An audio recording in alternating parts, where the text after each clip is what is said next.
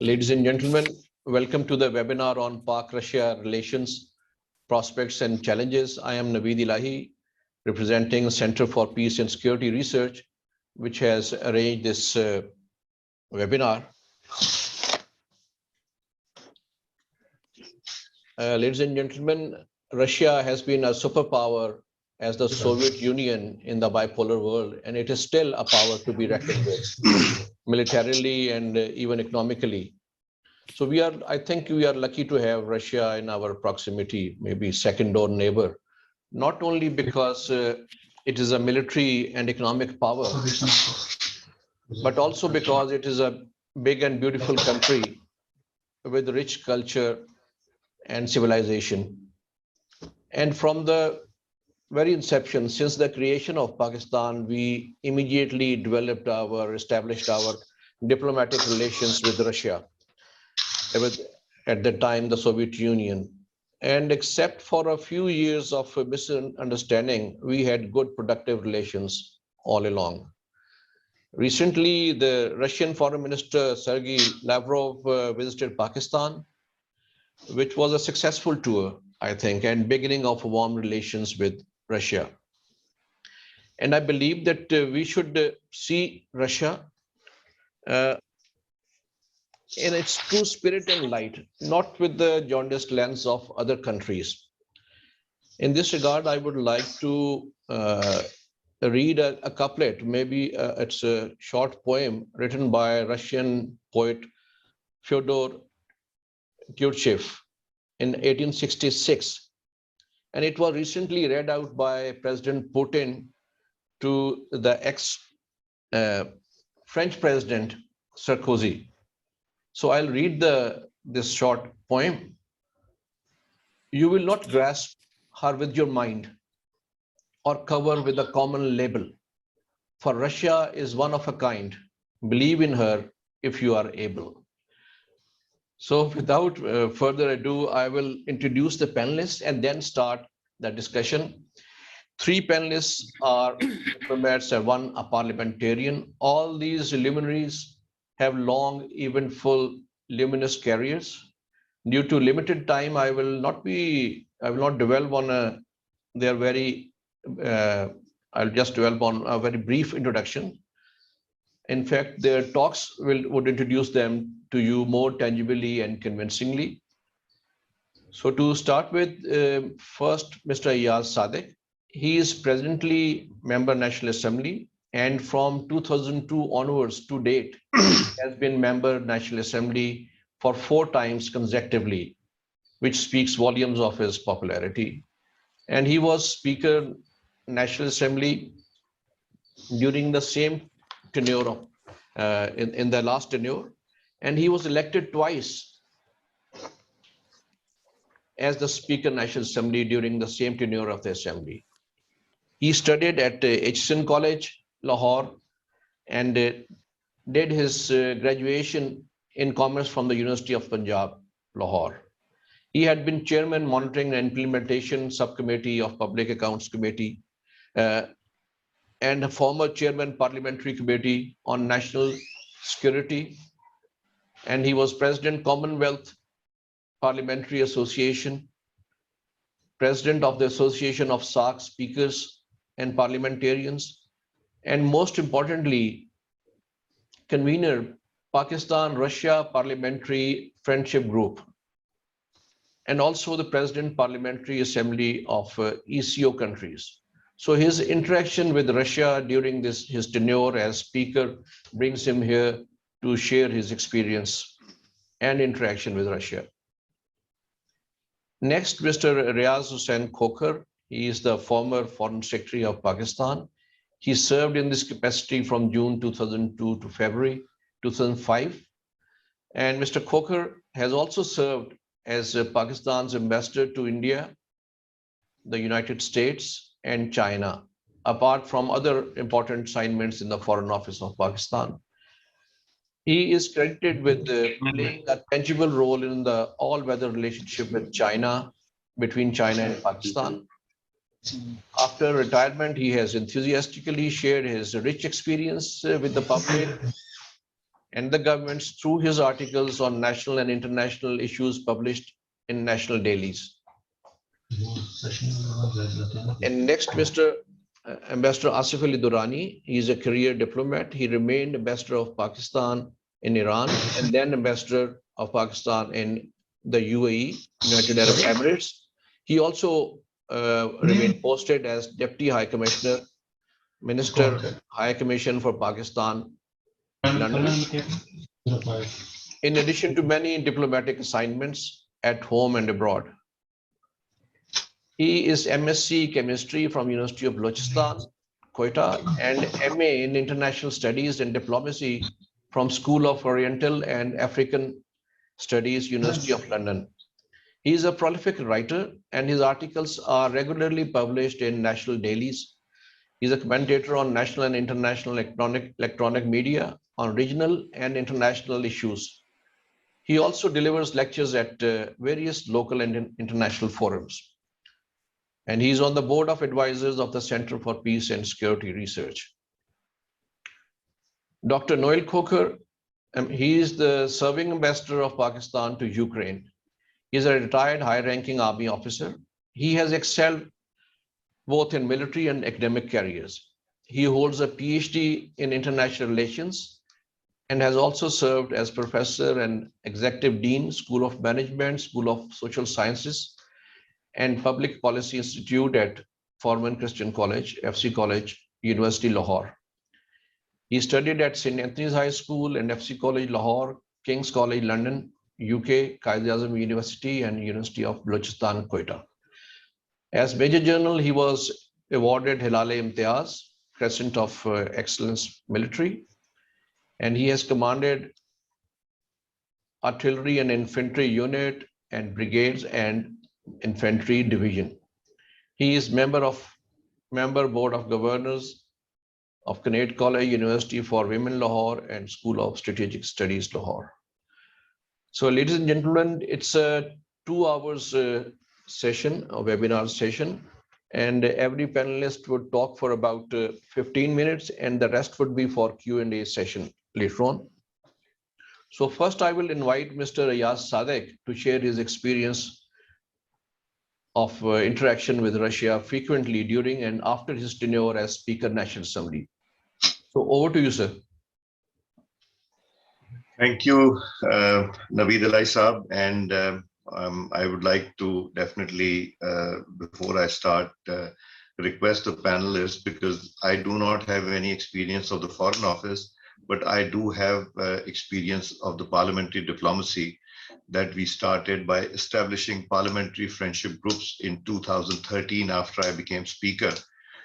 We established about 86 parliamentary friendship groups to interact with the counterparts to basically try and convey the real picture of what Pakistan is all about, not the Pakistan that is portrayed through the international television or the local televisions. I will not be able to comment much on these relationships, but I want to share my experience, which I do not know how useful that will be, but definitely I'm sure it played a small part in cementing the ties between Pakistan and Russia. I will start by informing you that once we formed the friendship groups in 2013, end of 2013, our parliamentarians from all political parties who are members of the friendship group started interacting with the ambassadors based in Islamabad, and frequent meetings were taking place. I received an invitation for a bilateral visit from the Russian speaker, the former Russian speaker, in 2014. So as a routine matter, a summary for information of the Prime Minister is sent to the Prime Minister, and just for information. So when that summary reached the Prime Minister, I got a phone call from the Prime Minister house that the Prime Minister wants to see me, and the Prime Minister did tell me that it is most important. I will request you to play a positive role in cementing the ties between the two parliaments. whatever role you can play, you please be proactive in that. So the previous speaker, Mr. Narishkin, who is now head of the external intelligence of Russia, is from the hometown of President Putin, and so is the present speaker from the same locality, so same area. So he invited me over. So I took a delegation of parliamentarians representing all political parties, including the present government's representative also. So we went to Russia. We spent 3 or 4 days there. We met the finance committee, we met the defense committee. They introduced us to Gazprom and to other committees. But it was a very interactive and a very meaningful visit. And before we departed, we extended an invitation to the Russian speaker also to visit Pakistan. But the Russian speaker was unable to do that. And in 2015, I received another invitation from the Russian speaker for a Eurasian conference. Now, this conference initial was for the former Soviet Union countries, along with Pakistan, China, and South Korea. These were the 3 countries who were other than the former Soviet Union. So I sent a summary to the Prime Minister saying that this invitation was received and I've recently been there, so there's no point in now going again in 2015. I get a phone call that you have to go, it's Russia and we want to build relations with Russia. So in 2015, I went to a conference. I did ask them that I would want to speak in this conference, not be just a participant or a guest over there. And I was allowed to speak also of the situation in Pakistan and what is happening in the surrounding areas of Pakistan related to Taliban and these issues also. In 2016, I received another invitation. Now, this time they had extended the invitation to India as well. So I again was trying to avoid this in 2016, but I was asked to go again by the Prime Minister and we went there. So basically we were interacting with the speakers of the different parliaments. So in 2016, the next general election took place and Mr. Narishkin, as I said, he did contest the elections. He became a member of the Duma, but he was asked to resign and take over as the head of the international security, which I would say is equivalent to ISI's foreign wing or any other intelligence agency. And he has visited Pakistan also. While I was in Russia, he was here and he did send a message for me. And after him leaving the office of the speaker, I've been able to speak to him again also. 2017, again, I received an invitation in Korea for the same conference to be hosted in Korea. I did not want to go to that again because it would have been a repeat, but again, I was asked to go. And basically we were networking or we were trying, but in 2014, before the end of the first bilateral visit, I had raised a proposal which I was following up in each and every visit. I had requested them for a meeting of different countries, and I had proposed the name of Russia, Turkey, Iran, China, Afghanistan, and Pakistan. And the subjects I proposed was the role of the parliaments in countering terrorism in the region, because the hub was Afghanistan, and we have to support Afghanistan in resolving these issues, and connectivity. These were the things. I did not succeed in, I was told it's not possible. The foreign minister of Russia is not agreeing to that because of his special relationships with India. In 2016, I was told the same thing. In 2017 beginning, I was again invited to Russia, again trying to avoid because there was a constitutional amendment that was taking place in Pakistan, and I was presiding over that. But I got a phone call from the Prime Minister that I have to go. I did take a very long flight from Islamabad to Karachi to Doha, Doha to Moscow, Moscow to St. Petersburg. I reached there. I spent the entire day and came back. So that is the kind of interest that the government was trying to push the parliament also. But the last one invitation again came in 2017, where they did invite me, and I was able to speak on each and every conference. This time, as I started my journey, I was informed that Armenia has objected of Pakistan being a participant, and they will. I'm most welcome to come, but I will not be able to speak. So I said I will cut short my journey, go back, but I'm not going to come to any conference where I'm not allowed to speak. I'm not going to come there for a joyride or be a participant. So I came back, and they knew that I'd started the journey. The chairman of the Foreign Relations Committee of Russia, who's still the chairman of the Foreign Relations Committee, he flew in specially on a special jet to apologize for what had happened. In this meantime, maybe because of this pressure, finally President Putin was asked by the new speaker, who gave the permission to hold the first speakers conference in Pakistan, consisting of Russia, China, Turkey, Iran, Pakistan, and Afghanistan.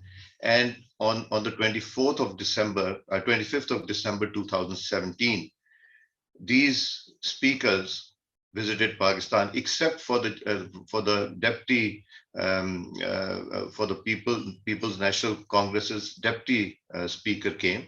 The rest, the speakers, along with a delegation of 30 and 40 members of parliament, each visited Pakistan. And during this visit, a document which I had sent to Dr. Naveed Elahi, that was a declaration, was signed.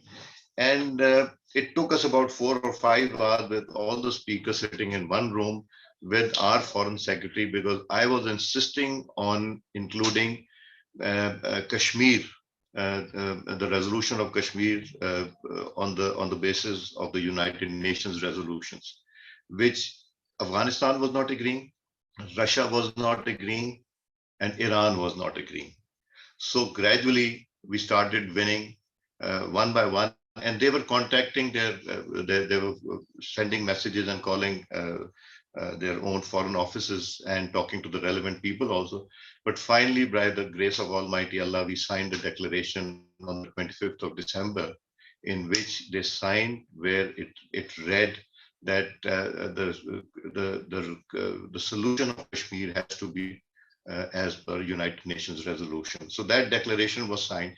Now, as we see the interest, in 2018, the term of the previous government ended, but they invited me, being the founding father of this conference, to the next speakers conference in 2018 in Iran, and they gave me the same respect, not as a member of parliament, but I was invited by the Iranian government first, and then by the Turkish government also. So I attended the next 2 conferences as their guest, and then the speaker included me in the delegation also later on.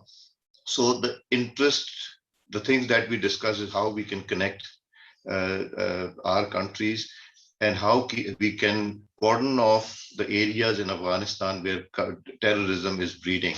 And we made Afghanistan the part of this conference also, because we wanted to hit the root cause of all the problem. So in our own undiplomatic way, I would say, we tried to do diplomacy using parliament as a tool. And I'm still in touch with the former speaker of Iran. I'm still in touch with Mr. Narishkin. I'm still in touch with the former speaker of Turkey, and not for any benefit, but for the sake of Pakistan. And whatever role we played, unfortunately, the stereotype briefs we used to get from the Foreign Office, we somehow didn't like that.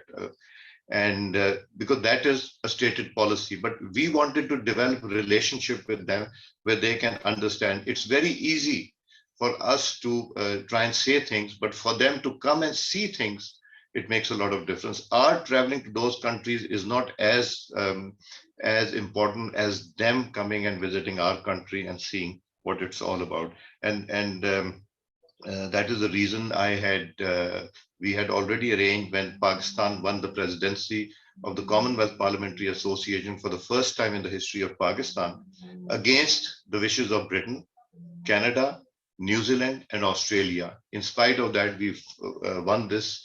There were about 600 delegates who were going to come to Pakistan to attend the conference.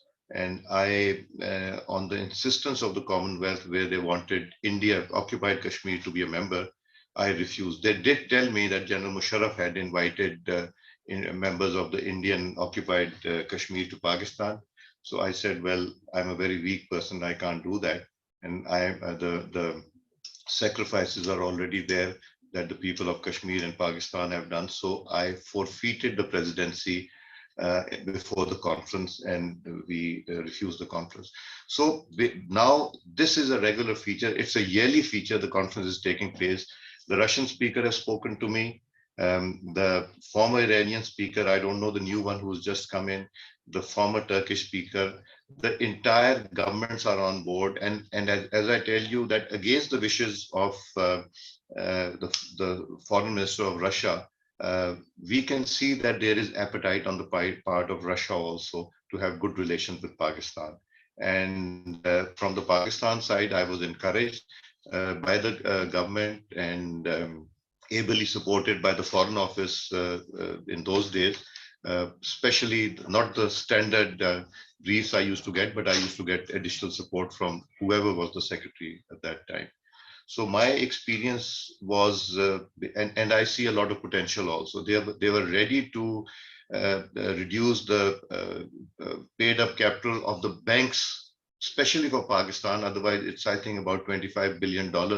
If that's not your paid up capital of the bank, you cannot operate in Russia. So they were ready to reduce that for Pakistan also. And unfortunately, there's huge potential of business also between the two countries, but I think a lot need to be done. But I must say one thing which really aggravated our relationship with the Russians is the North-South pipeline, which we sat on that for years and years and years.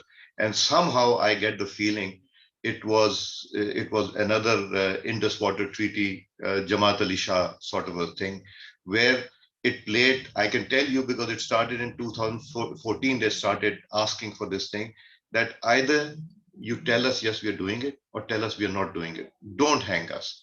I kept on talking to the Prime Minister, to the Petroleum Minister also, but that was a sore point which still exists. And I did get a report. I requested for a special audit, performance audit of that company that was formed to do that. And that's a terrible report to read. It's not something that can be made public. But I feel that that was the only sore point. Otherwise, there's a lot of willingness from their side. Each and every parliamentarian we met, although they have special relations with India, much more than ours, and the economic interests are also huge. But for Pakistan, because of our strategic location, because of our capability, or for many other reasons, I think we should be more proactive. We should play a special role in cementing these ties. Thank you very much. So thank you very much, Ayaz. It's a very interesting narration, and it also shows that despite all odds, if we make sustained efforts and even baby steps in the right direction, we can make the difference. And it's good to know that willingness is there, and we can remove the irritants. So I would now request Mr. Riaz Khokar to initiate his talk, please. Thank you, Mr. Naveed. Thank you very much for the invitation and for invitation to participate in this webinar with a very distinguished panel. I have had the great privilege and honor of having served in Soviet Union. Then the period was 1968 to 71. I want to make two general comments. Actually, I don't want to go too much into the history of our relationship. But I think at the current stage, if I were to sort of reflect on the world stage, I see two or three leaders who have made a great impact. One of them, of course, is President Putin. He's a master player, class in himself, a global leader. And you can see how, after the breakup of the Soviet Union, and since 1999, how he has been able to, recreate what he could call Russia, as well as, establish its position in the world as a major, as you said, major global power. It's not a superpower, because I think the difference between the US and Russia is enormous, but at the same time, it remains a very, very big power. Secondly, if I were to look at the category of foreign ministers, I would again rank Foreign Minister Lavrov amongst the top 3 or 4 foreign ministers in the world. And that also includes perhaps the Chinese foreign minister and the Iranian foreign minister. Maybe some people don't like it, but these are really super diplomats. Now, as I mentioned, that I've had the pleasure of serving in that country from 1968 to 71. And let me underline that it's absolutely a great country, very rich culture, great literature, great poetry, great music, and a country with enormous resources. I think to date, only one-tenth of the resources of Russia have been discovered or have surfaced. But it is one of the richest countries in terms of oil and gas, plus many, many other things. So it is a country which has a great potential. Historically speaking, if you were to look at the old records, you will find that the Soviet Union was not in. They wanted the British to be out of South Asia, but they were not entirely supportive of creating 2 countries. One, of course, on the basis of religion. But I don't think that was really a major impediment in our relationship. Subsequently, they invited our Prime Minister, and this is a myth. A lot of people, a lot of writers have been saying that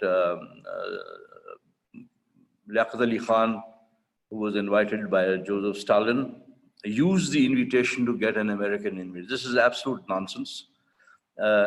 2 very distinguished people. One, the former foreign minister of Pakistan, Mr. Abdul Sattar, he's written in his book that this was a myth. The invitation was received, the dates were provided by us, but somehow the Soviet side cooled down. Similarly, another very distinguished Pakistani ambassador, Ambassador Sajjad Haidar, has written a very nice small book, a fascinating book on foreign policy of Pakistan. He has confirmed how the invitation was received through Tehran. Our ambassador in Tehran was, I forget his name, very distinguished politician. The invitation was received, dates were conveyed, but then subsequently through Delhi, our ambassador in Delhi was informed that, those dates are somehow not really, the Soviets never really came back to it. So that myth I would like to put aside.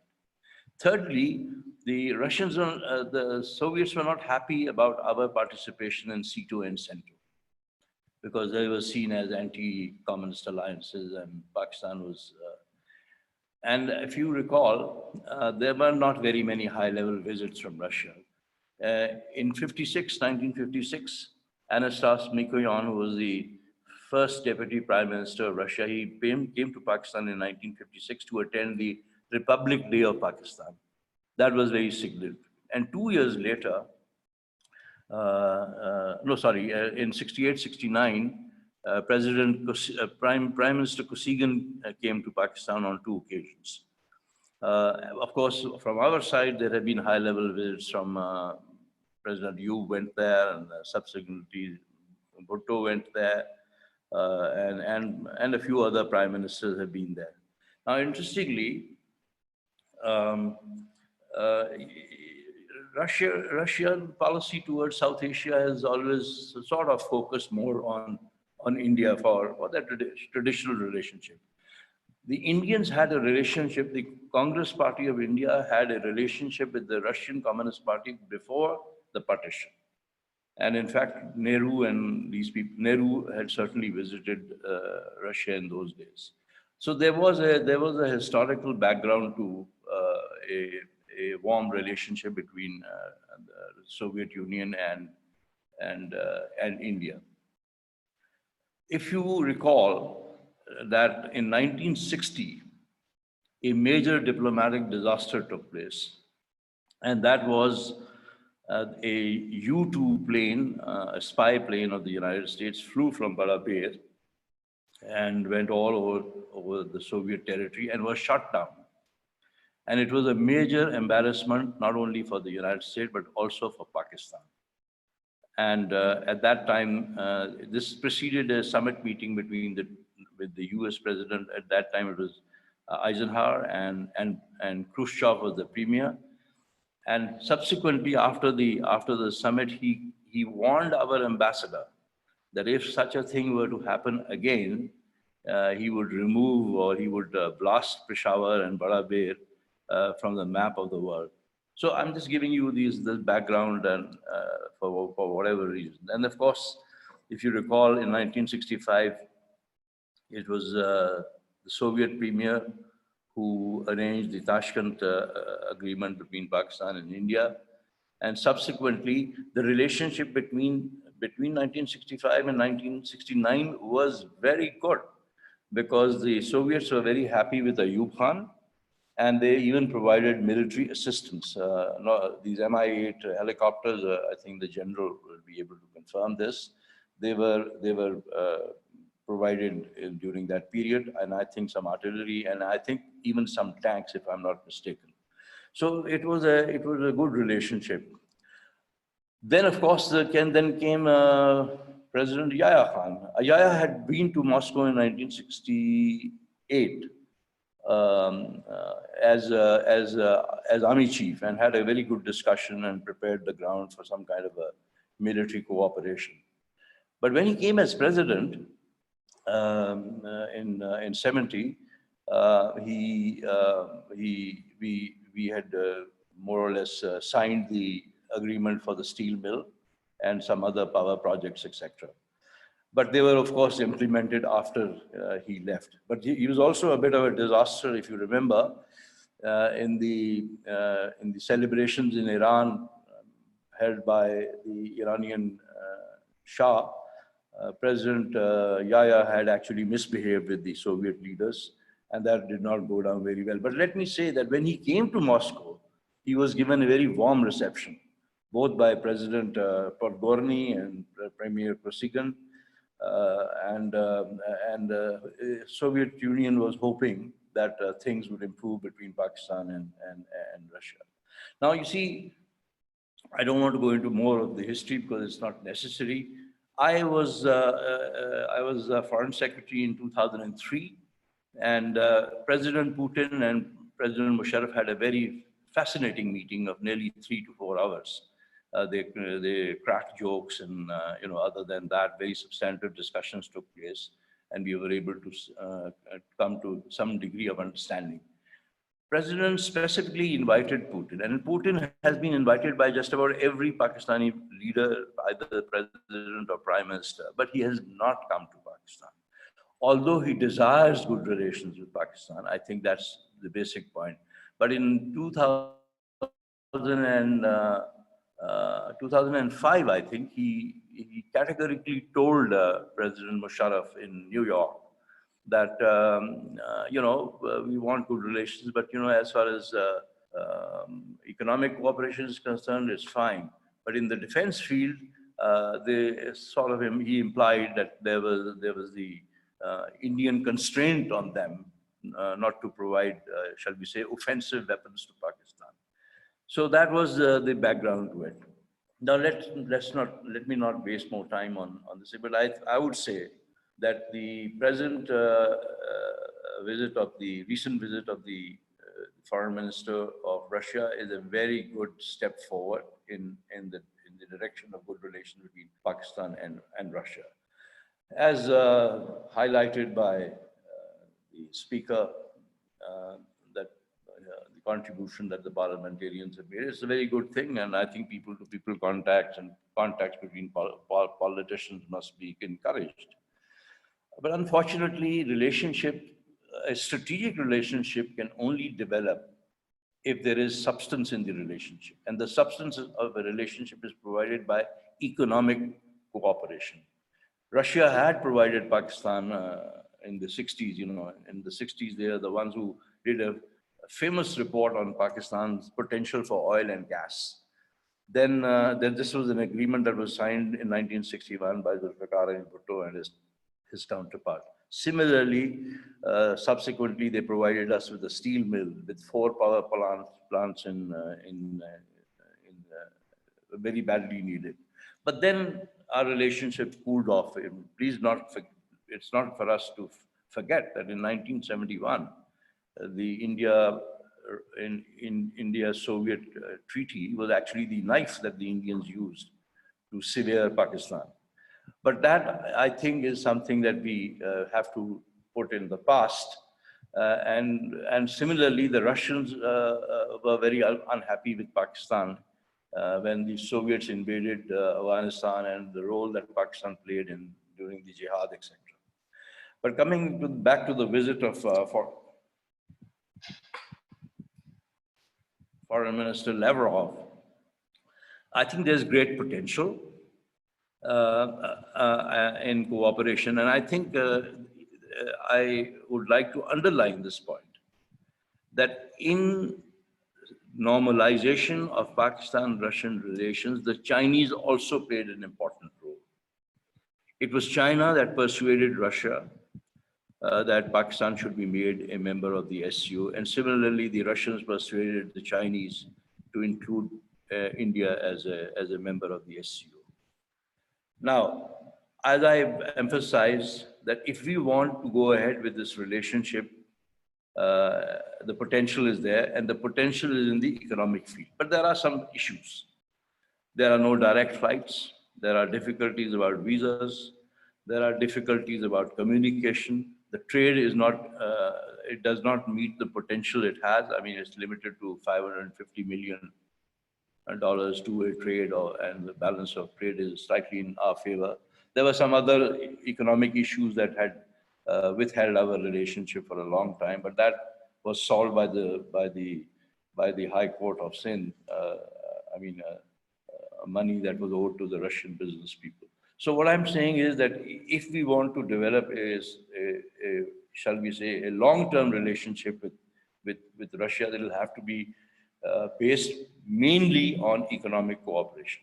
Military cooperation is welcome. There have been these exercises, and there have been cooperation in the field of to fight terrorism, etc. They have provided us with some recent equipment, helicopters, and so on and so forth. But we must not forget that India will remain a major factor or a major constraint in, as I say, massive cooperation between Pakistan and Russia. A lot of people are talking about formation of alliance between China, Russia, Pakistan, Iran, and Turkey. I don't think this sort of a thing is going to happen. The Russians are very smart people, and they would certainly want to expand our bilateral relationship, but they are not going to be entering into any strategic cooperation between Pakistan and Russia, which would militate against either India or would create problems for them vis-a-vis other countries.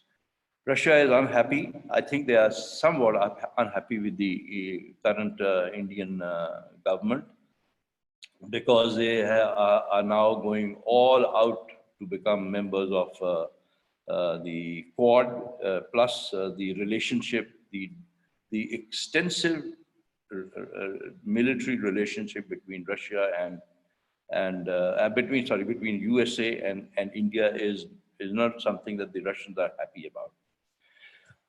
Another factor which is important for us is the understanding that we are hoping to reach with the Russians on Afghanistan. I think Afghanistan is a major factor for the Russians, because they would not like to see instability in Afghanistan. They would not like to see the export of terrorism from Afghanistan being used by non-state actors to create problems in Central Asia. Russia's main interest is Central Asia, and the former states of the were states which were part of the Soviet Union. So Russia's security interests lie basically in preserving their influence in Central Asia, and this is actually a point where they have slight differences also with the Chinese. But by and large, I mean, of course, it is difficult to speculate on the nature of the Chinese-Russian relationship at the moment, but it's certainly a very solid relationship. And I think the common factor is the growing Western aggressiveness of the United States, especially during Trump's period, and now Biden is also following a similar pattern. So as I would like to underline that by all means, we should seek as much cooperation as possible with Russia. As you have underlined, as the speaker has underlined, it's a very rich country, it has great potential, and we can benefit a lot. But this is a very, shall we say, I've only given you a bird's eye view of our relationship. Now, if you mentioned, the speaker mentioned this pipeline, north-south pipeline. I think if we are serious and if we want a substantive relationship with Russia, then this agreement must go through. But I think there are some difficulties about US sanctions, etc. My feeling is that if this agreement is finalized and Russians are given the contract for this pipeline, you may get President Putin to come to Pakistan. He will only come to Pakistan not to shake hands and to see the country. I don't think he's that sort of a person. He believes in substantive relationships. So if we are not going to be able to pursue solid economic cooperation, I don't think President Putin is likely to visit Pakistan in the near future. He is there now for a long time. I mean, he's in a way more or less done what the Chinese president has done, that he's going to be president for lifetime. He's already made a great mark on the international stage. There's no doubt about it. There are very few European leaders who would measure up to him. I would say Angela Merkel was one of them, but very few other Western leaders, including the president, US leadership. I don't think they really measure up. He's a very smart man. I've had the great pleasure of attending a meeting between President Musharraf and him for 4 hours. And his vision, his understanding of global developments, about what is likely to happen, how the world is likely to move into multipolarity, and that it should be rule-based, but not according to American diktat. So Chinese-Russian cooperation on the global scene is going to be a major factor, and I think we should benefit from this. Thank you.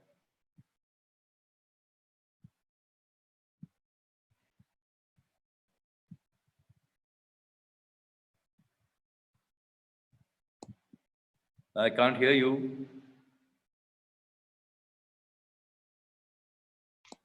Thank you, sir. Thank you very much. I was saying that with this treasure trove of experience, only Mr. Riaz and Khokar could, narrate this important episode spanning over 50 years. And the most important suggestion was that we should develop long-term strategic relations based on economic relations. And I think the takeaway is that with our bitter experiences in the past should be shelved, not to be dusted down again. So thank you very much, sir. And now I would request Mr. Asif Ali Durani to initiate his talk.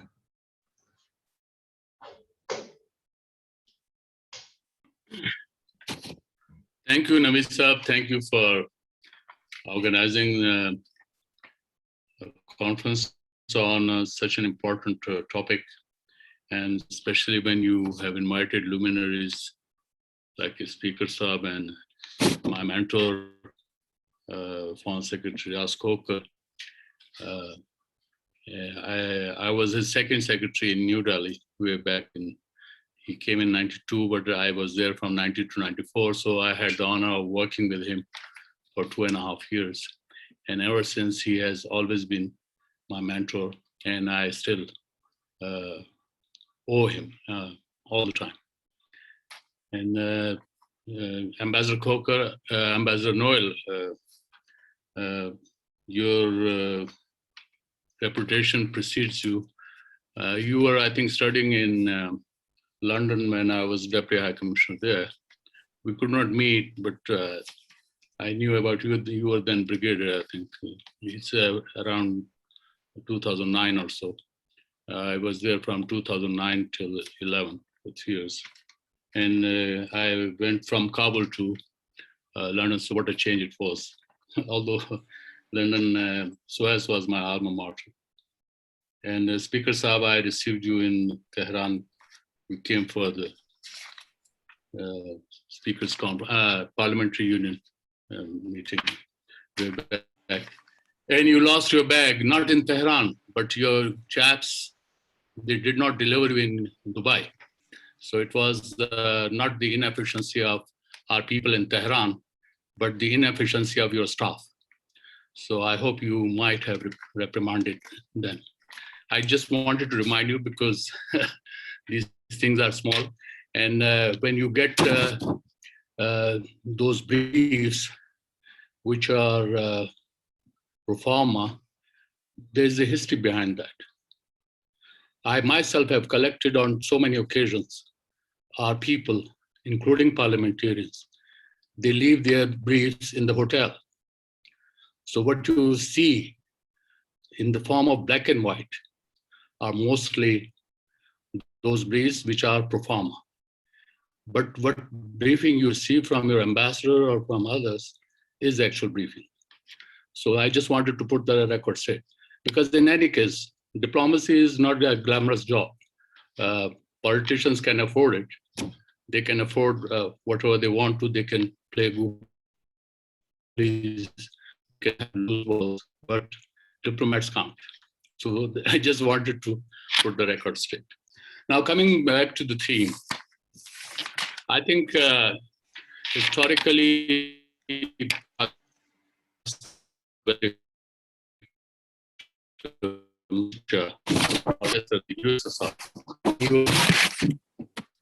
and this was in fact ingrained in our psyches. And the reason was quite obvious.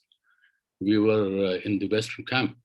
And as Ambassador Khokar rightly said, that when we joined C2 and Central, so I think Russians knew it, that where we are up to. Then here in our psyche, we were scared of the USSR attempts to reach out the warm waters, quote unquote, via Afghanistan and Pakistan. But this situation has changed.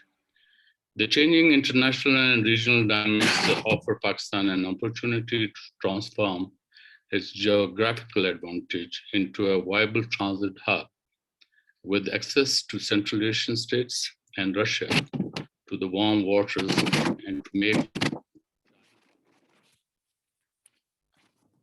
economic corridor, CPAC, Central Artery of the Belt and Road Initiative. And then there were many mistrusts between the two countries, but ranging from USSR, so that was ingrained in their psyche. And which is why I think even President Putin had clearly said it. Ambassador Khokar has always alluded to that.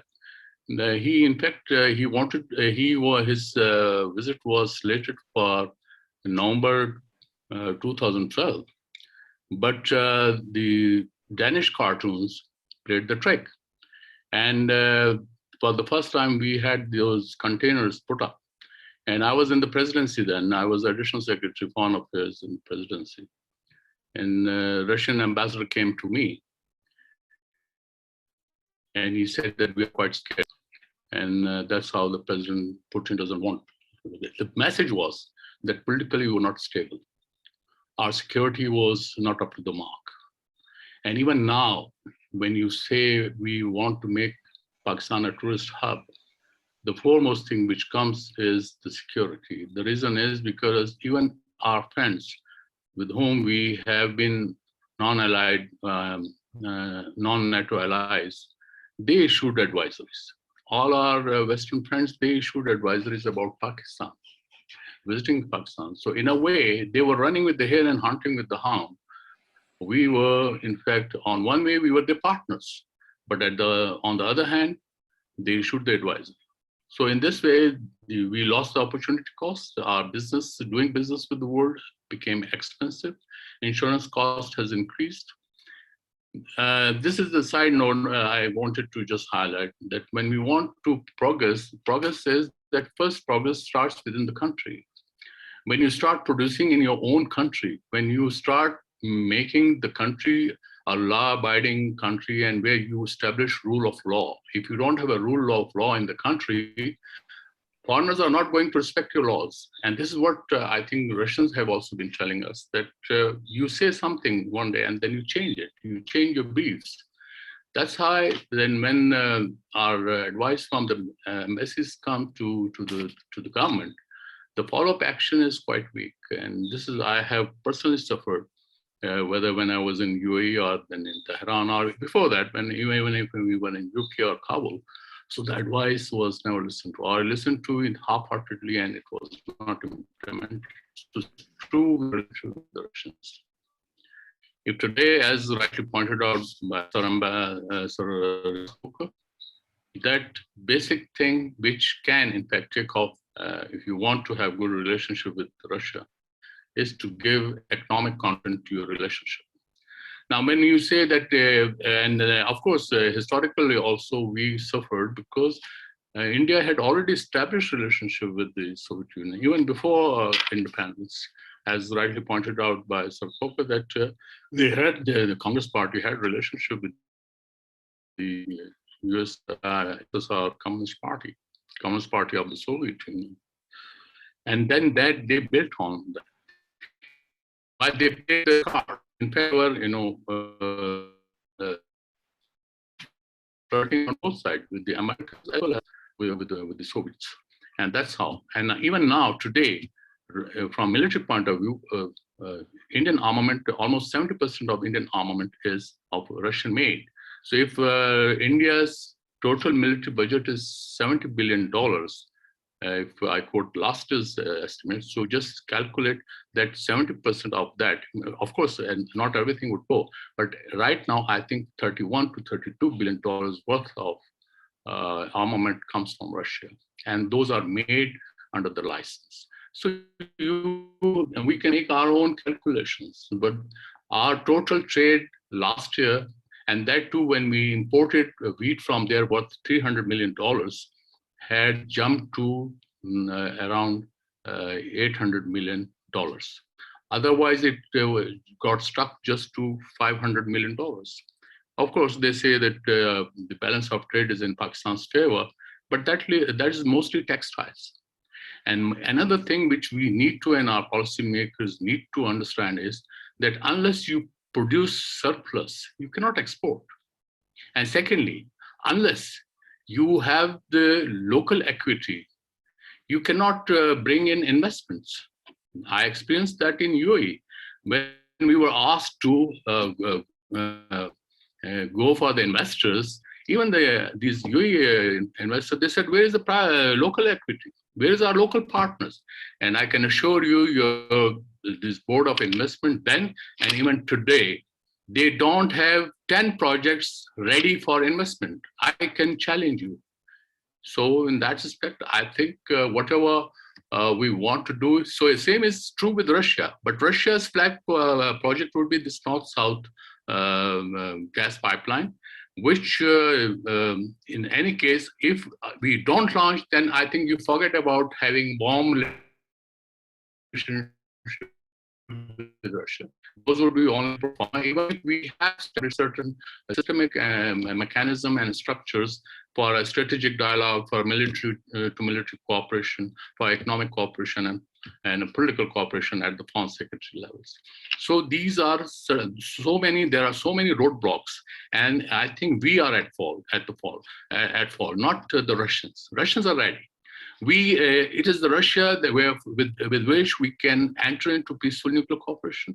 It is Russia through whose good offices we can enter into nuclear surprise group NSG. It is Russia and China with whose consent we have become the members of the Shanghai Cooperation Organization. So the Russians are ready. We are not ready. So the problem lies with us, and we have to correct those imbalances within the country at the policy level, that what we are up to. We have to decide on it. We have been looking for allies far afield, ignoring the fact that first you have to establish a strong, stable regional policy whereby you are in peace within and you are peace without. So if you have secure neighborhood, so I think you don't have to look for any allies anywhere outside your region. And your region is so rich in resources, in everything, that whether starting from Afghanistan into Central Asia to Russia and China, and on your east is India. The question is now if we have changed our Qibla and we from geopolitics to we are entering into geoeconomics, but for that you have to take certain basic steps which in fact give confidence to your neighbors. And for that, we have to establish our credibility of the policies.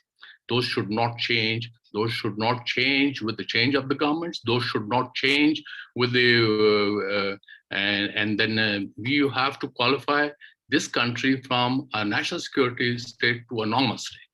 So we have to take, of course, it would be a painful transition, but at the same time, this will be very important. This is, wherever you have seen there have been changes or rapprochement in the countries like Russia, China, they have our own enemies.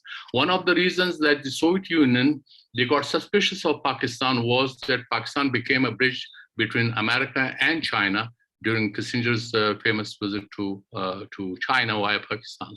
And that also, sowed the seeds of suspicion among the, because at that time, Russia, Soviets and the Chinese were not seeing eye to eye. In fact, rather they had the skirmishes at the borders at some point of time. So, but those have changed. The mindset between Russia and China has changed. Same is the case in case of Pakistan. That warming of Pakistan-Russia relationship has not taken place overnight. It has been a work in progress at least for the past 2 decades. And both Pakistan and Russia have realized that living by the past baggage served no purpose in a changing international environment. Besides, there has been change of heart amongst the old partners of the Cold War era. While the US entered into a full courtship with India, Pakistan has for the first time realized that instead of looking for allies far afield, it has much reliable partners available next door, which can secure its security and economic interests. So I think these are the things, and they may not have been fully implemented, but at least some mindset has been changed, and I hope that it continues. So in that respect, and then there have been some mechanism I have already mentioned about the foreign secretary level strategic structures which have been put in place. And at the political level, there have been 4 rounds of foreign secretary levels talks. Then we have also been trying to have a consultative group on strategic stability. There have been 13 rounds of those talks which have taken place since 2003. And we owe our JF-17 aircraft. Its engines are Russian made. Of course, it was Russian consent to Chinese that we got those engines, and now our JF-17 Thunder are a reality. And this was, by the way, pointed out by the Russians to us when we wanted to raise certain objections about India, that you are giving nuclear technology to them. They said, well, your JF-17 Thunder, in fact, owes to our engines. So I think this, so there is a political will on the part of the Russians that they, for instance, Lavrov's visit, he came from New Delhi to Islamabad. And just before arrival to Islamabad, he gave an interview to Daily News, and I'm sure our Indian friends would not have been happy about that. Whatever remarks he passed in that in which, in fact, he was talking about the Kashmir dispute. He said that we are, let me quote, we are convinced that disagreements between states in any region of the world, including, of course, South Asia, should be resolved in a peaceful, civilized manner based on international law.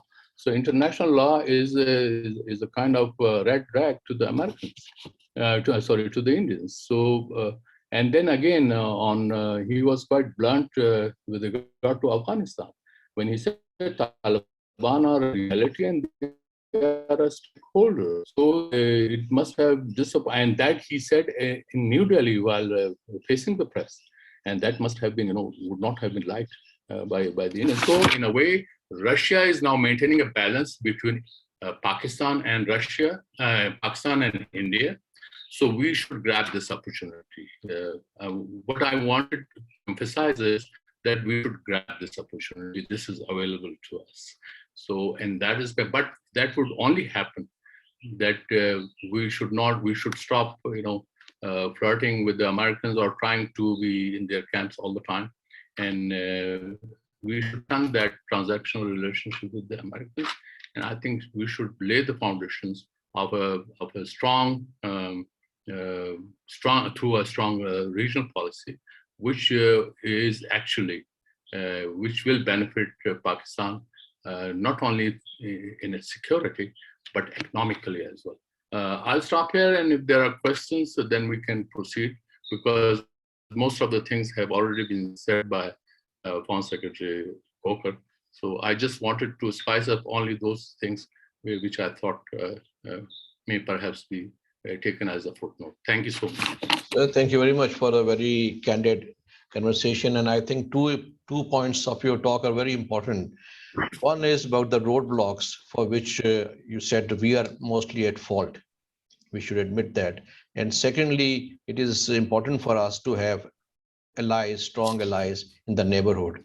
And these 2 points should be the cornerstones of our regional policy.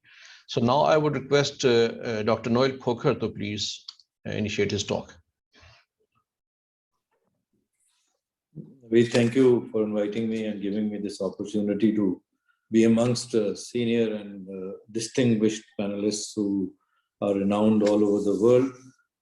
I feel small over here talking about it, but my effort would be to bring together what the current thinking is, what are the thrust lines, and how we can capitalize on them.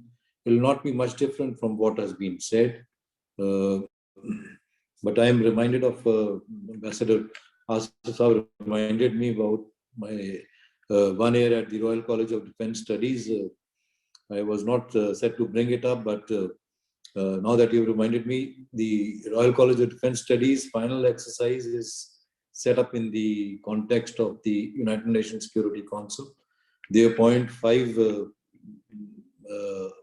participants as the presidents of P5, and then there is a global scenario which is set up, and you have to lead your respective country over there in that setting to resolve the issues that the world is facing.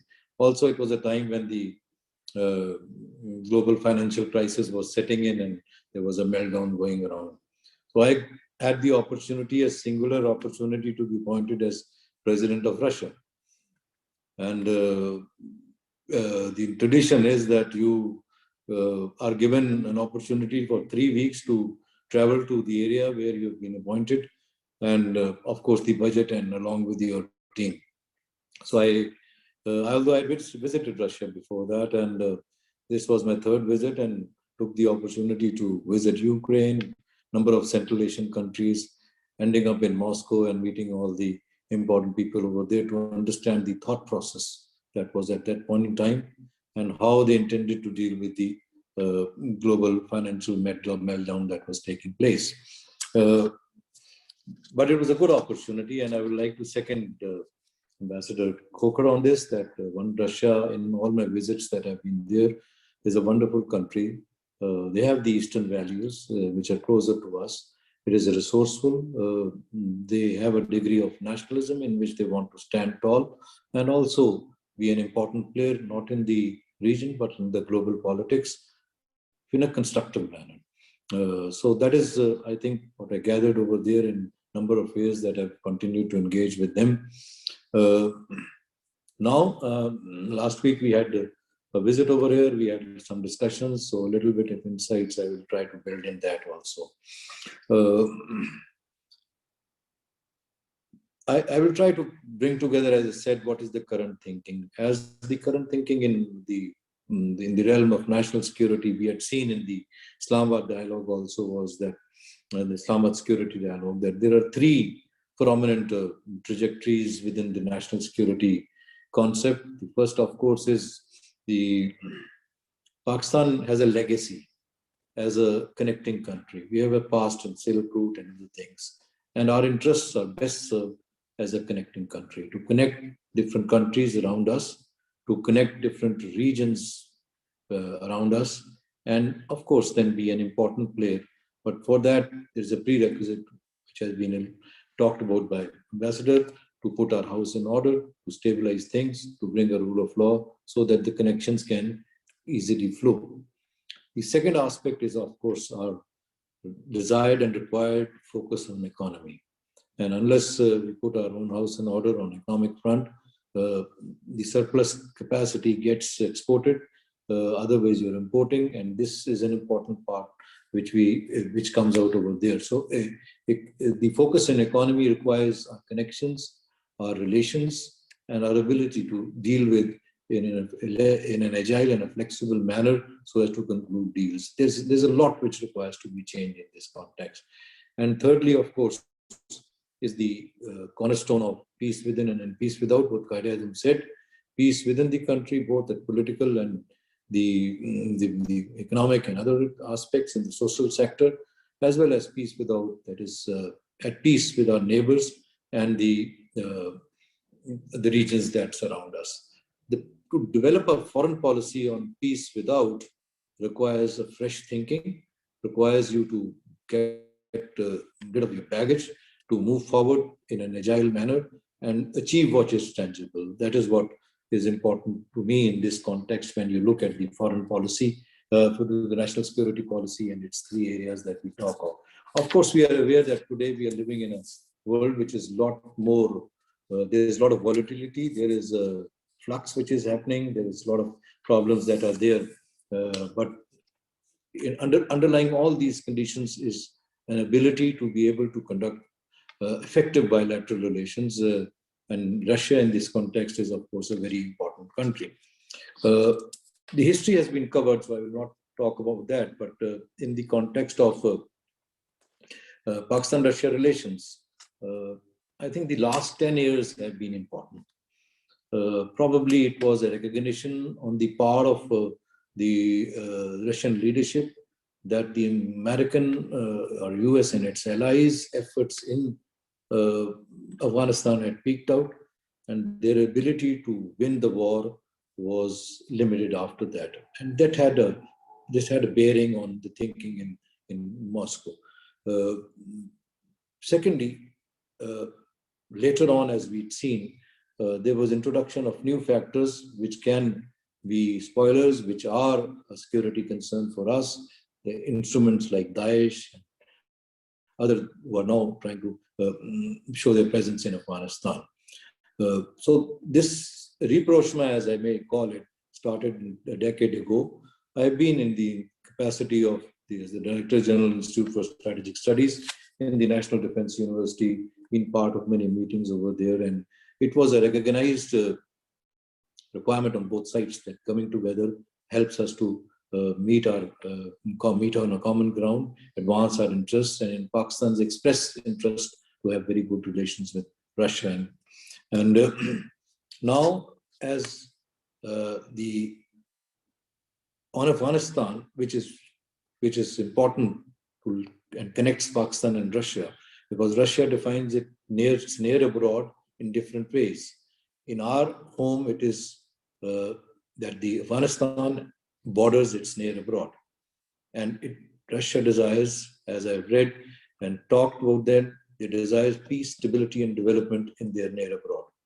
Afghanistan, at this point in time, when the Taliban agreement has been concluded, the intra-Afghan dialogue has not moved forward, can be a source of concern for both our countries in the future.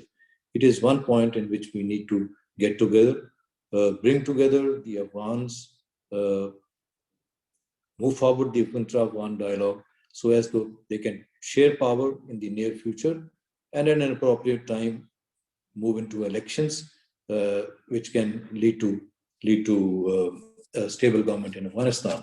But on the contrary, what we hear on the ground are different scenarios which are being constructed.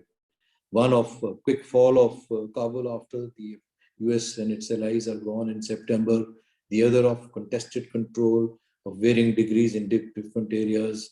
And then the underlying condition would be violence and fighting, which will continue to come.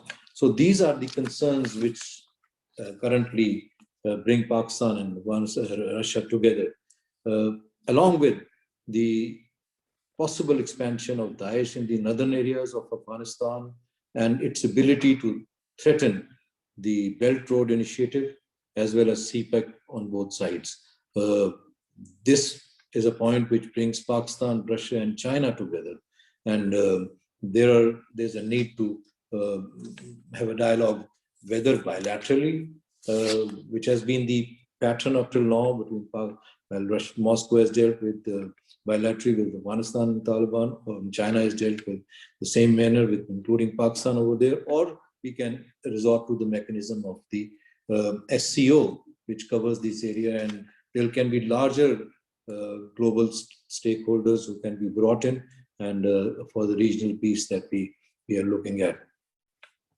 Foreign Minister Lavrov's his visit to Pakistan was important. It happened after a number of years, maybe 9 years, and I think it gives definition to these concerns that have been talked about in the different circles in Pakistan at this point in time.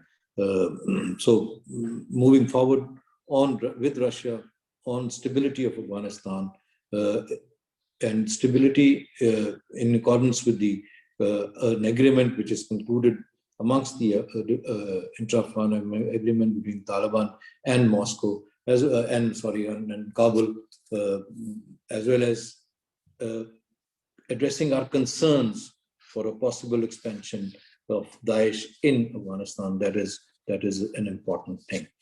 Now, in the past 10 years, there's a lot of ground has been covered. The basic structures to conduct effective parliamentary diplomacy, about which Mr. Ayaz Sadiq, the Honorable Speaker, alluded to. There are frameworks which have been set on ground in terms of the political bilateral relation dialogue that have happened, and also on the economic and on the defense part of it.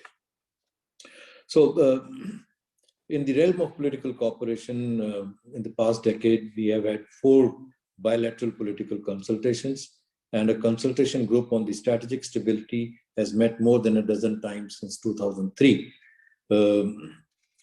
There is a positive trajectory. There are a lot of ideas that are discussed over there. In the arena of economic cooperation, we have already talked about its importance. We have in place an intergovernmental commission on trade, economic, scientific, and technical cooperation, and its working groups have been meeting frequently over a period of time. But to add substance, in my opinion, there is a need to move forward and nominate working groups who can negotiate a PTA leading to an FTA. Without that, our trade faces a lot of handicaps, and it does not grow over a period of time. So the preferential trade agreement and negotiation on that aspect and FTA are required directions if we can go in that. We have talked about the flagship Pakistan-Russia project, that is the North-South pipeline. I think after steel mills, this is a very important project. If we can move forward on this, this will add substance, this will bring us together, and we will be able to help our bilateral relations come closer. The challenges are many, but the will to overcome these challenges is important, and this has been discussed. To bring Pakistan and Russia together, I think there is an idea, an old idea, which kind of matches up with the BRI, the Belt Road Initiative concept of China. We need to, and this is the Asian Highway Network. It has been talked about some times ago. It has been there in some areas. The highway starts at Yekaterinburg. It's 5,500 kilometers long, connects you to Astana, Almaty, and brings you to Tashkent. The missing link is only the link between Tashkent, Kabul, and Peshawar. The road is there, but it is not in that good condition. This intersects the 2 prongs of the BRI, that is the northern prong of the BRI of China, and kind of provides a lateral to directly connect Moscow with Pakistan. And this is something which Pakistan, in my personal opinion, can look into to move forward. As you have said, historically, Moscow has displayed preference for India. This is for natural reasons. We should not be jealous about it. But then within this context, we should be able to structure our own relations with Moscow. Their preference notwithstanding, it is important for us to find and carve our own niche with Moscow. We have as far as the military to military or defense cooperation is concerned, we have in place, as you would know, agreement for defense cooperation. We have in place a number of mechanisms. We have held 5 rounds of military exercises with Russia up till now. And these are centered on counter-terrorism. And if it is Daesh that we are talking of, these exercises are very important for us because we understand each other now. We have been able to understand and bring together our operational concepts and how to handle counterterrorism, how to handle drug trafficking, narcotics, and other related aspects. Russia participated wholeheartedly in Amman 2017 exercise, which was a naval exercise, brought together more than 30 countries. That was a good achievement on our part. We have had more than a dozen of staff talks on issues which concern security. These are important developments and important achievements as far as Pakistan and Russia are concerned. So there is a framework in place, both at political, economic, and as well as on the defense level. This framework, both legal as well as political, provides us the opportunity to take and move forward our relations onto the next level. That requires political will. That requires the leadership to connect. I think it is important for the Prime Minister to visit Moscow and to develop a personal connection over there so as to we can move to the next level. In terms of many convergences that I've talked of, we have, and we can move forward on each of them. there are a few divergences which are minor in nature, but a major divergence exists. And that is our relationship with India. Because we have seen that India almost holds a veto as far as the sale of defense equipment is concerned. We have seen that Russia had to side with India when it comes to the issue of Jaish-e-Mohammed. We have seen that when it comes to certain other important arrangements, Indian role or Indian priorities take preference over what we are voicing to our friends in Moscow. So this is an important divergence, I can say, or a roadblock or an impediment. So we need to remove this. And if we want to talk about Pakistan-Russia relations, and if they have to move forward, then we have to reconstruct our relations with India as well. And in this context, I think the agreement or a return to the ceasefire agreement of 2003 is very important. It provides that necessary enabling environment to move forward.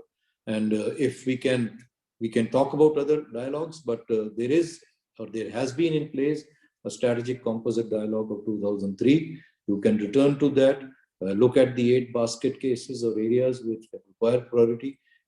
I think we can now also, educated by the hindsight, look into not necessarily simultaneously linking the progress in all 8 basket cases, rather than moving on an incremental approach to take on what is easier and easy to be achieved, so as to we can develop confidence and we can move forward onto handling and complex and difficult issues. So the dialogue with India is an important divergence, important area in which we conduct that. It will help our relations with Moscow also to move to a new level. I will end over here. I think all other aspects have been covered. There are certain issues which I can handle in the question answers. So thank you very much for your time and hearing me out. Thanks. Thank you, Dr. Noel. Thank you very much for dwelling on very positive, pragmatic and practical aspects, ranging from security to trade and business. So I think it can be used as a roadmap to further strengthen Pak-Russia relations. With this, we come to end of this talks by the panelists. Now we start the Q&A session. We already have some questions with us, so I would read them out one by one. It was better if they had given the names of the panelists who could have answered the questions, but still. First question is from Mr. JR. Is it possible to analyze Pak-Russia relations from the lens of post-liberalism? It's a sort of a more academic question. Anybody, any of the panelists would like to answer?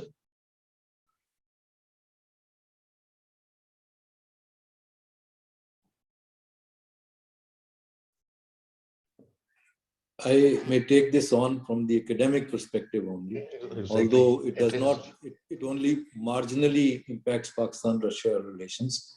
Liberalism has been under attack, and there are writings on liberalism as if it is dying its own death over a period of time. The new books, a range of books that have talked about that.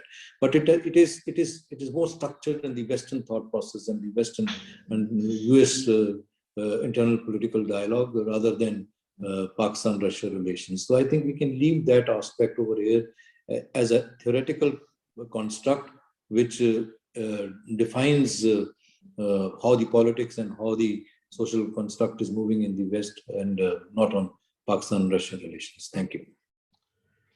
So the next question is from Mr. Riaz. Why Pakistan government in the past and present is not going forward with South-North pipeline?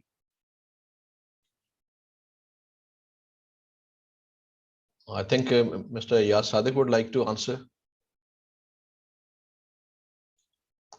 Kindly unmute yourself, sir.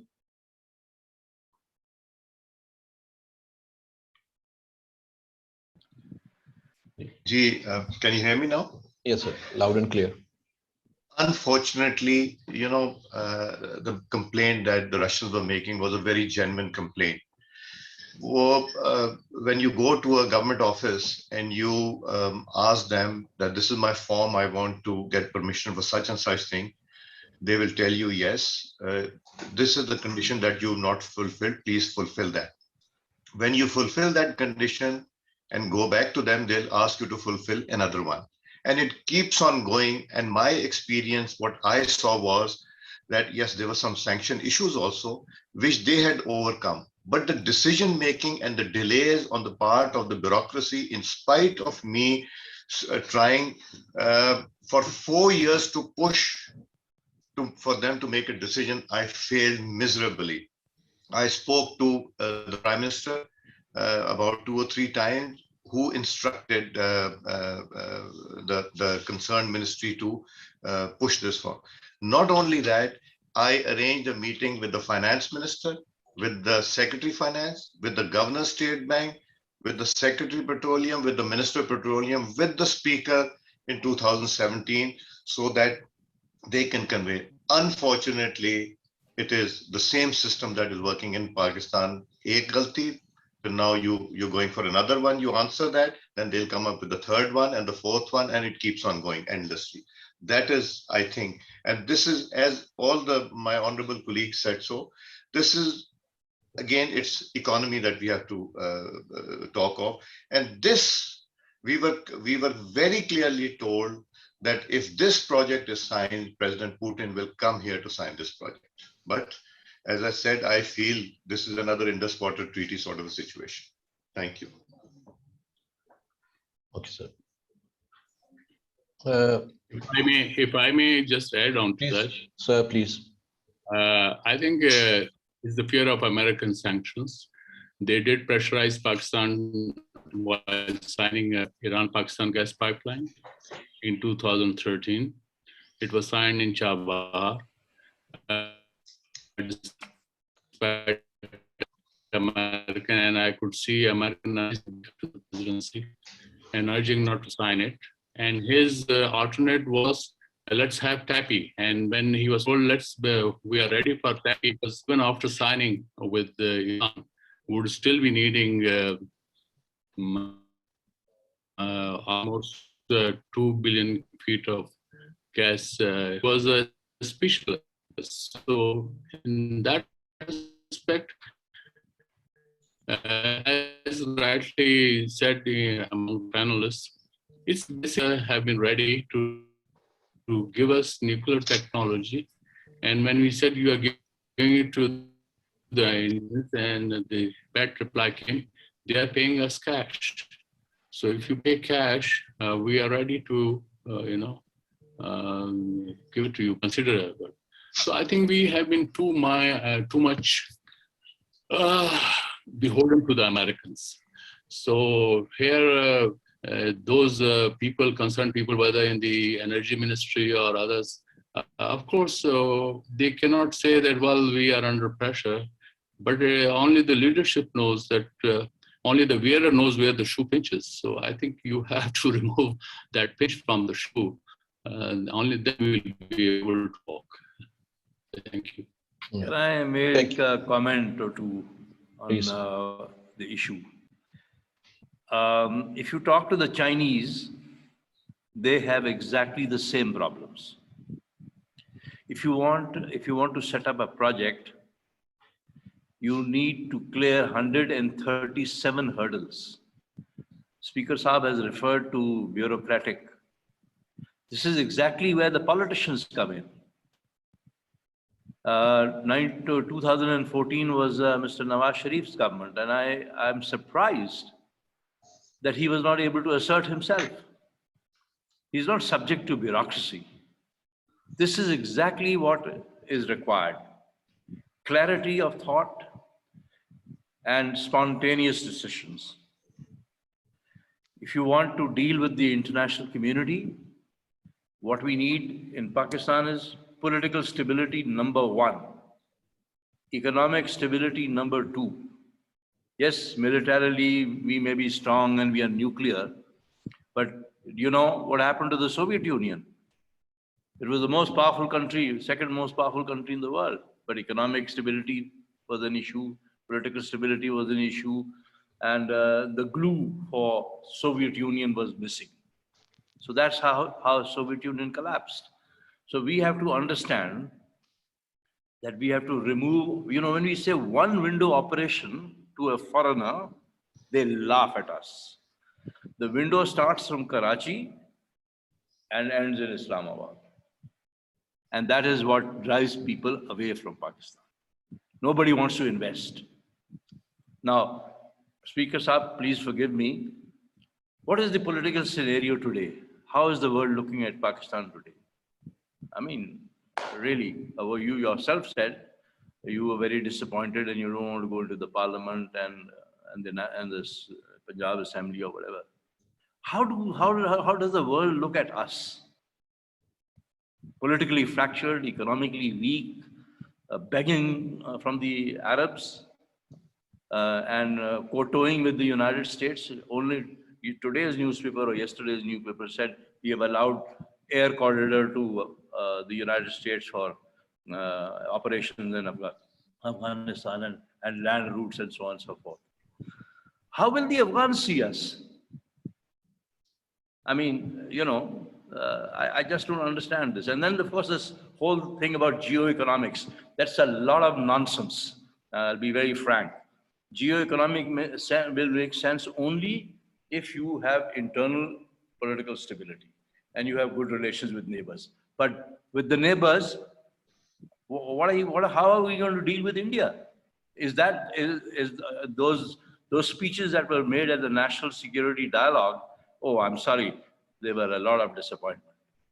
How do you forget the past with India? How do you forget the Kashmiris? So I think we have to sit, the whole political apparatus has to sit together. Political parties have to discuss these issues in the parliament, not a statement made by an army chief or by a secretary of the Foreign Office. This has to be discussed in the parliament and come out with a clear policy that this is the roadmap for, by all means. I'm not saying that we should not have good relations with India, but what are the terms and conditions of endearment with India? On what basis are we going to talk to the Indians? They've done what they wanted to do, precisely because they thought Pakistan was weak. Sorry for this rather blunt intervention, but I hope I'm making this point in good faith. I've dealt with India for a lifetime. They will not concede anything. Yes, they will want a settlement on Kashmir, but on their terms. They want a settlement on Siachen on their terms. They want a settlement of Sir Creek on their terms. So is this what we want to do? So I'm not sure we are very clear about this thing. And honestly speaking, we must think about our national interests. Our national interest is not serving the interests of the United States. Sir, thank you for a very forceful and convincing answer. Next question is by Mr. Javed Manzoor. Russia is going well with Pakistan military. However, we have weak engagement on civil side. Pakistan needs to develop a strategic plan where civilians engage with Russian civilians. How is this possible? Sir, Mr. Ayaz would like to answer.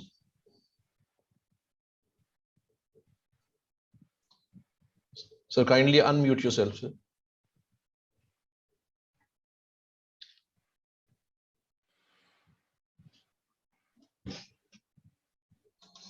Unmute. Yes, can you hear me now? Yes, sir, we can. Whatever Khokar Saab said, I fully agree with that. Parliament is the place to discuss these issues, not on other platforms.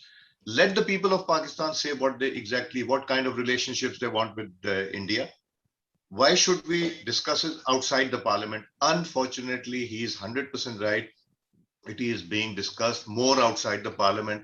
The parliament is unaware of what kind of diplomacy is taking place or backdoor channels are taking place between India or Pakistan. None of the members. I wouldn't be surprised if the foreign minister is not aware also. And the other thing, I have a report by the Auditor General of Pakistan, and performance report audit, which I had carried out. I have sent one copy to the government and sent the other copy to the powers to be so that they can see and decide, because they are running the country. Let's be very fair about it. So they also know, and they did commit to do something about it. And that points out each and every point where and why things were delayed, why letters were not answered for months instead of days. Right. So maybe I think Dr. Noel would like to add to it. I think he's not around. So I can see him. Sir, sir, kindly unmute yourself, sir. On the political engagement, because when you have a bilateral relationship, it is a comprehensive construct. We are talking of political engagement, we are talking of economic engagement, we are talking about defense cooperation, we are talking about people-to-people contact. All these aspects have to be moved forward simultaneously. People-to-people contact has been missing as far as Pakistan and Russia has been concerned. There has been minimal contact. There are language barriers, the distances, the travel is not that facilitated. Ambassador Riaz Khokar pointed out towards a direct flight to Moscow, which used to be there in the past. And it was a very convenient. And I've traveled to Moscow a number of times from Islamabad. It becomes so difficult to travel to Moscow because you have to take a circuitous route from Middle East somewhere and then go there. Whereas it's just a 4.5 hours flight direct from Islamabad, like it is to Beijing today. Why not a flight which is directed to London? It will take the same time if it goes via Moscow. It used to go in the past via Moscow, I've been told. So it is for the government to chalk out a comprehensive strategy to bring the policy into action. Without visible action plans in each of these sectors, it will always be an incoherent, disjointed thing. Army or the defense area has it better placed than other sectors, so they move forward more quickly and it becomes more visible. But on the political side, there has to be a plan as to who has to go when. The parliamentary friendship group that the Honorable Speaker Saab pointed out is a very important forum. It is a very easy mechanism to deal with and bring parliamentarians together. There is a requirement also in the political framework where you can bring different social groups together. Our think tanks don't cooperate. We do not have an initiative on Pakistan side to reach out to the Russian think tanks. As I told you about the process that we went through on the defense side. The first aspect that I looked at it was to bringing our two think tanks at the National Defense University and the Russian universities together. And they became the mechanism to bring the speakers and thinkers together into developing an understanding on the relations to move forward. So what is missing in this context is a plan which can move forward in all these four areas that I've talked of. And this is something which has to come from the political setup, the political leadership. Right, sir. Thank you. Next question for Ambassador Asif Durani Sahab. How do platforms like SCO help Pakistan in combating terrorism? What's the potential of such regional blocs from foreign policy perspectives? Thanks. I think combating terrorism has two major aspects. One is internally, you have to deal with that. That is the major effort you will have to make. But externally, I think it is operation intelligence. They share. Short answer is that. So these two aspects have to look into. Thank you. Sir. Next question is for Dr. Noel. Pakistan purchases military hardware from Russia and Ukraine as well, but both are at loggerheads with each other. So how can we, strike a balance between the two? Would it be an irritant? I don't think so that it is an irritant. Pakistan purchases military hardware from a lot of countries. It is not only Ukraine and Russia. What fits and suits the requirement of the country in terms of the military hardware, from where it is available, what is the best for our country, and what in terms of both effectiveness as well as the cost part of it. These are the governing considerations that Pakistan military has when it goes through the process of looking for something special. So that way, a range of countries come up, and of course, you know that we have limitations with respect to a lot of sanctions that Pakistan faces, so that limits the choice in some areas. So having a relationship with both Ukraine and Russia is good for Pakistan, in my opinion, because you can be an interlocutor in some ways, or you can move and have independently jointly work together. So, for instance, in the current problem with Russia and Ukraine faces is the conflict in the eastern region as well as in the Crimea issue. Pakistan has good relations with both Russia as well as Ukraine, and we have abstained from being part of the conflict or a dialogue on this one. And both sides understand that and respect our position. So there is no problem in this context. Okay. So the next question is that new alliances are emerging in the region with India getting closer to US instead of Russia. So how can we grab this opportunity? Maybe. Sorry, could you repeat that? Your question requires to be repeated. So it says that new alliances are emerging in the region with India drifting away from Russia and getting closer to the US. So how can Pakistan grab this opportunity to have good relations with Russia?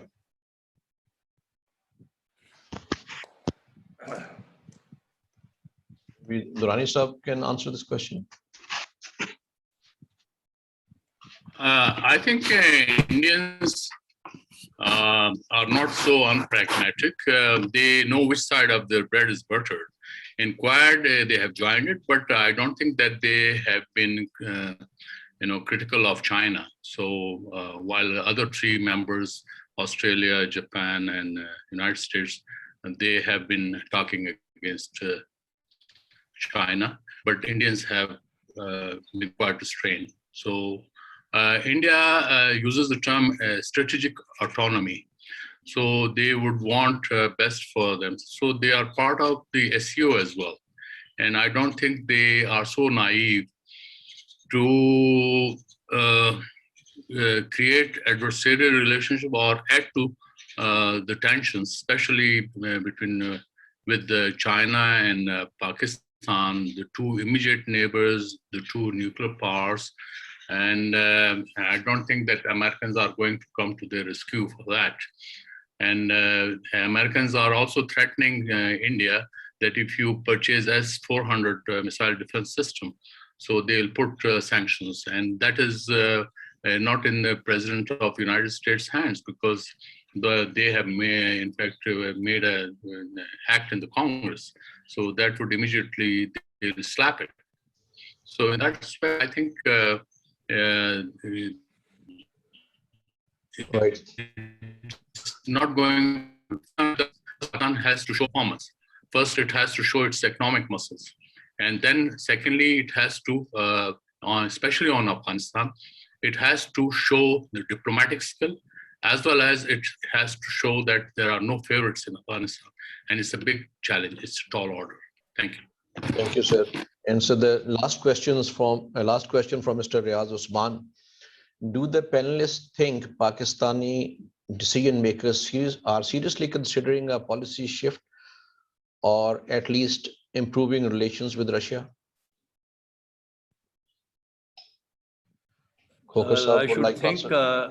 I should think that should be the strategic approach, but do not have very wild expectations.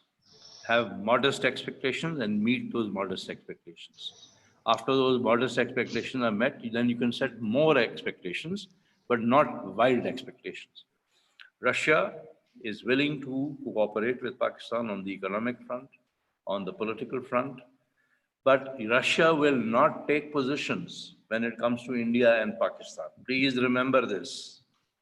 Russia will be very careful, very cautious, because their main client in South Asia is India, whether it's economic cooperation, nuclear cooperation. Russia wants to supports India for the NSG. Russia supports India for becoming permanent member of the Security Council. And then Russia is interested in economic interests, and also Russian arms industry will pack up if the Indians are not going to buy arms from them. At the moment, not only S-400, T-S-400, but a range of military aircraft that are on offer to India. India's projected defense purchases are worth 100 billion over the next 10 years. So Russia is not going to do anything that can disturb that relationship. Thank you very much, sir. So with this, we come to an end of this session, ladies and gentlemen. It was definitely a very enlightening and engaging session. The seasoned and learned panelists gave their valuable views, which enriched our knowledge on the topic. And I'm sure the policymakers will benefit from their cogent input and make essential modification in their policy towards Russia and other countries. And I firmly believe that for many practical and moral reasons, we ought to rise above the quagmire of our fallacious misunderstanding of Afghan Jihad era and other irritants with Russia, and embrace the opportunity to be good friends with Russia and others in the region. And with this, I extend my profound gratitude to the panelists and all the participants who have attended the session and posed very good questions, and obviously very good answers too. So thank you very much, ladies and gentlemen.